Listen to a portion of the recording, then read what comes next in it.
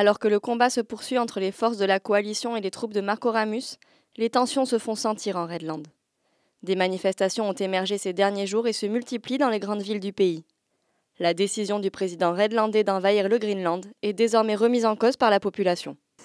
En Greenland, les ressortissants continuent d'être évacués et les commandos de la coalition ont significativement gagné du terrain. Dans les airs, les pertes dans les rangs redlandais augmentent, malgré une attaque de taille, celle des systèmes d'information de la coalition. Pendant près de 2 jours, les équipages et le centre de commandement ont dû adapter leurs manœuvres et leurs stratégies. On a eu des problèmes avec tous nos systèmes de liaison satellitaire, tous nos systèmes de communication entre les avions et tout ce qui fait qu'aujourd'hui on utilise des technologies très modernes dans l'aviation qui n'étaient pas forcément tout le temps opérationnelles ou en tout cas pas toujours fiables. Agiles, les forces des armées de l'air partenaires ont pu poursuivre leurs efforts d'attrition pour neutraliser les troupes redlandaises et envoyer des signaux forts à Marco Ramus, désormais contraint de revoir sa position.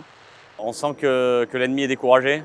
La campagne aérienne commence à porter ses fruits sur le terrain et j'ai bon espoir que nous arrivions à une solution à ce conflit assez rapidement. Visionnaire, le directeur de l'opération Wolfa ne croyait pas si bien dire. Le soir même de notre rencontre, un nouveau balai d'aéronefs perçait le ciel greenlandais.